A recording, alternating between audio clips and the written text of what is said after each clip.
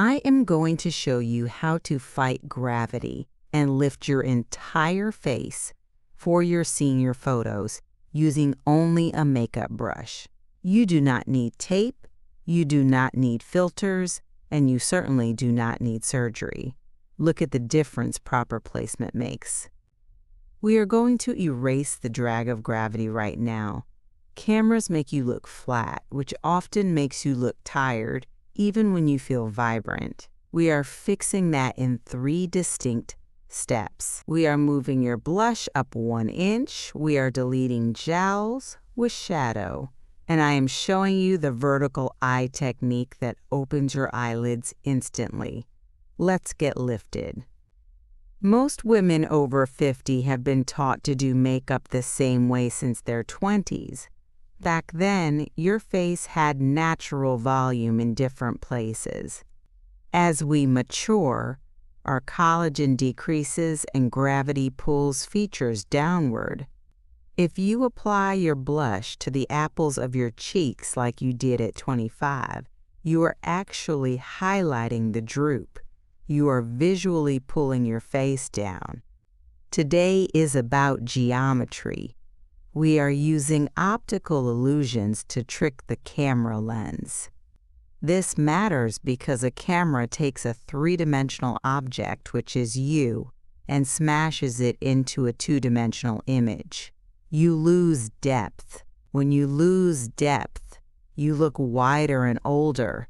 We have to paint that depth back in, but we have to paint it in an upward trajectory. Before we touch a pigment, we must look at the canvas. If your skin is thirsty, it will eat your makeup. The camera picks up on texture more than anything else. You need a hydrated base, but you do not want a greasy one. Flash photography bounces off grease and creates white spots that ruin the photo. Use a moisturizer that sinks in fully. Give it 5 minutes. Then use a gripping primer. This acts like double-sided tape for your foundation. It keeps everything exactly where we place it. For foundation, choose a satin finish. Matte can look too dry and cakey on mature skin, while dewy formulas slide around and look sweaty in photos. Satin is the perfect middle ground. It mimics healthy, real skin. Apply it starting at the center of your face and blend outward. We want the most coverage in the center to hide redness and almost no product near the hairline to avoid a mask-like effect. Now comes the most important part of the lift. We need to create a shadow. In the art world, dark colors recede or push things back. Light colors bring things forward. We want to push back any area that feels heavy or sagging. This is typically the area just under the cheekbone and along the jawline. Grab a matte contour powder or cream. It must be matte. If it has shimmer, it catches light and brings the area forward, which is the opposite of what we want. It should be a cool toned brown, mimicking a natural shadow. Find your cheekbone with your finger. Feel the hard bone. In the past, you were told to suck in your cheeks and follow the hollow. Do not do that. That places the shadow too low and makes you look gaunt. Instead, place your brush directly on the bone near the hairline at the top of your ear. You are going to draw a line stopping halfway down your cheek. Do not go closer to your nose than the outer corner of your eye. Stop there. Now, blend that pigment upward. Always blend up. You never want to drag your brush down. By keeping this shadow high and tight near the hairline, you create the illusion that your cheekbones are sitting higher on your face. Take a look at your jawline. This is a common insecurity for many of us. Gravity causes the skin here to soften and blur the sharp line we used to have. We can paint that line back in. Take that same cool-toned contour powder. Look straight ahead in the mirror. Tilt your chin up slightly. Brush the shadow right along the edge of the jawbone and slightly underneath it. This mimics the sharp shadow of a defined jaw. The key here is blending. You must blend this down into the neck so there are no harsh stripes. When the flash hits your face, this artificial shadow will remain, making your jawline look crisp and distinct. You might be wondering about blush. This is where most mistakes happen. We love a rosy glow, but placement is everything. If you smile and put blush on the round apple of your cheek, the moment you stop smiling, that cheek drops. The blush drops with it. Your face instantly looks heavy. For a lifted photo, we are skipping the apples entirely. Place your blush slightly above that contour line we just drew. Start at the hairline and blend inward, but stop before you reach the center of the eye. Think of it as a drape of color lifting the temple. It draws the viewer's eye upward and outward. Use a matte blush for this. Shimmer on the cheeks can emphasize pores and fine lines, which high-definition cameras love to zoom in on. A soft, matte pink or peach brings life without the texture. If you are enjoying these practical physics-based tips, make sure you are subscribed to the channel. We focus on techniques that work for the face you have now, not the one you had 30 years ago. We believe beauty is about confidence and strategy, not covering up who you are. Let us move to the eyes. The eyes are the focal point of any portrait. If your eyes look bright and open, the whole photo succeeds. As we age, our eyelids can become heavy or hooded. The skin folds over, hiding the mobile lid. If you put dark eyeliner all over your lid, you are closing the eye down. We want to expand it. We need to create a false crease. Look straight into the mirror with your eyes open and relaxed. Do not raise your eyebrows. Take a medium brown matte eyeshadow. See where your natural fold creates a shadow? We are going to place our eyeshadow slightly above that fold. By painting a new shadow higher up on the brow bone, we trick the camera into thinking your eye socket is larger and more open than it is. When it comes to eyeliner, forget the thick, heavy lines on the top lid. That takes up precious real estate. Instead, we are going to tight line. This sounds scary, but it is simple. Lift your upper eyelid gently and run a waterproof dark brown pencil along the upper waterline, right at the root of your lashes from underneath. This thickens the look of your lashes without using up any eyelid space. It defines the eye shape sharply. For the outer corner, do not follow the curve of your eye down. That drags the eye down. Instead, when you get to the last lash, pull the line slightly upward toward the end of your eyebrow. Even a tiny 2 mm flick upward counteracts the natural downturn of the eye shape. Mascara is your best friend for an instant lift, but first you must curl your lashes. As we age, lashes tend to straighten and point forward or down. This casts a shadow over the eye, making it look smaller.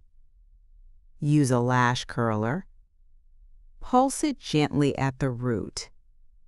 Then apply a volumizing mascara. Focus the most mascara on the roots of the lashes, not the tips. If the tips are heavy, They will weigh the lash down. If the roots are thick, they provide a strong frame. If you have very sparse lashes, consider a half strip of false lashes just on the outer corner. This lifts the outer edge of the eye significantly, creating a cat eye effect without any heavy makeup. Let's address the eyebrows. They are the frame of the face. If your brows are too short or tail down too far, they bring the whole face down. Take a brow pencil that is one shade lighter than your hair color. Match the tail of your brow to the angle of your nose and the corner of your eye. Do not let the tail drag down into the temple area. Keep the tail short and crisp. A lifted brow tail equals a lifted eye. If you have lost hair in the tail of your brow, simply draw it in slightly higher than where it naturally grows. No one will know, but everyone will notice how awake you look. Now, consider the lips. Our lips lose volume and pigment over time. The distance between the nose and the top lip, called the philtrum, tends to lengthen. A long philtrum can age the face. We can shorten this visually. Take a lip liner that matches your natural lip color.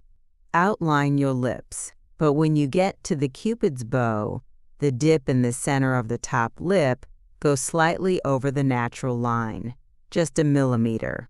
By overlining just the center, you lift the lip up and shorten the space under the nose. Do not overline the corners of the mouth, as this looks messy. Fill in the entire lip with a liner to create a stain that won't fade, then top with a satin lipstick. Avoid high gloss, which can look sticky in photos, and avoid ultra matte liquid lips, which can emphasize vertical lip lines. Let's pause for a reality check. You might be looking in the mirror right now, thinking this makeup feels heavier than your daily routine. You might worry you look painted. This is a common fear. However, you must remember the context. You are preparing for photography. Photography lighting, especially studio flash, washes out color. It blasts the face with light, reducing contrast by about 30 to 50%. If you wear your normal, subtle daily makeup, you will look washed out in the photos. You will look like you aren't wearing any makeup at all. To look natural in a photo, you actually have to wear slightly more makeup than feels comfortable in the mirror. Trust the process. The camera eats pigment. The contour that looks distinct in your bathroom mirror will look like a soft, natural shadow through the lens. The blush that feels a bit bright will translate as a healthy, youthful glow. One concern many seniors have is that powder will settle into wrinkles and make them look older. This is valid. Powder can be dangerous if used incorrectly. However, for photos, we need to control shine. If your forehead or chin is shiny, the flash will bounce off it and create a hot spot, which is a white flare in the photo. This is distracting. The solution is strategic powdering. Do not take a big fluffy brush and dust powder all over your face. That kills the dimension we just built. Take a small eyeshadow brush, dip it into a translucent setting powder, tap off the excess. Press, do not swipe. Press the powder only into the specific areas that get oily. Usually, this is the center of the forehead, down the nose, and the center of the chin. Leave the cheeks and the outer perimeter of the face unpowdered. This keeps the skin looking like living skin while preventing the bad kind of shine. Another common question is about under-eye concealer. You want to hide dark circles, but you don't want creasing. The trick here is placement and amount. Do not paint a big triangle of concealer under your eye. That creates a layer of texture that will crack when you smile. Instead, place a tiny dot of concealer on the inner corner of the eye, where the darkest shadow lives. Place another tiny dot on the outer corner. Blend them with your finger. The warmth of your finger helps melt the product into the skin. By keeping the product away from the center of the under eye, where the fine lines are, you get brightness without the creepy texture. If you need to set it, use the tiniest amount of powder possible. Lighting plays a huge role in how your lift translates. If you have control over where your photos are taken, ask for soft, frontal lighting. Light coming from above casts shadows into your eye sockets and under your nose, emphasizing the very things we are trying to hide. Light coming from the front fills in texture and shadows. If you are outdoors, aim for the golden hour, just before sunset, or an overcast day. Direct noon sunlight is harsh and creates deep, unflattering shadows that no amount of makeup can fix. Let's review the triangle of light. This is a final check you can do before the camera clicks. Imagine an inverted triangle on your face. The base is across your forehead, and the point is at your chin. This area, the center of the forehead, the eyes, the front of the cheeks, and the chin, should be the brightest part of your face. Everything outside this triangle, the hairline, the jawline, the hollows of the cheeks, should be slightly darker or shadowed. This forces the viewer to focus on your eyes and your smile, which are the most important parts of your portrait. If your jawline is as bright as your forehead, your face looks wide. If your hairline is light, your forehead looks endless. Use your contour powder to reinforce the darkness outside the triangle, and a lighter concealer to brighten the inside of the triangle. It is also vital to coordinate your makeup with your wardrobe. If you are wearing a black top, you might need a slightly brighter lipstick to avoid looking drained. If you are wearing white, ensure your bronzer is blended well so you don't look pale in comparison to the bright fabric. Avoid busy patterns that distract from your face. A solid color that complements your eye color is always the best choice. For blue eyes, try navy or charcoal. For brown eyes, greens and purples are stunning. For green eyes, plums and warm browns work magic. When your clothes support your face, your makeup doesn't have to work as hard. Finally, practice makes perfect. Do not let the morning of your photo shoot be the first time you try this lifting technique. Sit down a week before. Play with the placement of your contour. See how high you can go with your blush before it looks silly. Take selfies with your phone using the flash. This is the best test. The phone flash is harsh, just like studio lights. If you look lifted and fresh in a harsh phone flash photo, you will look incredible in a professional portrait. Look at the photo. Do your eyes get lost? Add a little more liner. Does your jawline disappear? Add a little more shadow. Adjust and learn your own face. Remember, the goal of the senior picture is to capture you at this moment in your life. You have earned every year, and you have earned the confidence that comes with them. You are not trying to look 20. You are trying to look like the best, most vibrant version of yourself right now. This makeup technique is simply a tool to help the camera see what your friends and family see: your energy, your spirit, and your beauty.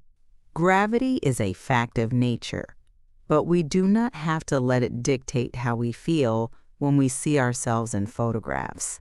By understanding how light and shadow work, we take back control. We lift the cheek, we define the jaw, and we open the eye. It is small changes that create a massive impact. If you try this technique, I would love to hear how it worked for you. Which step made the biggest difference?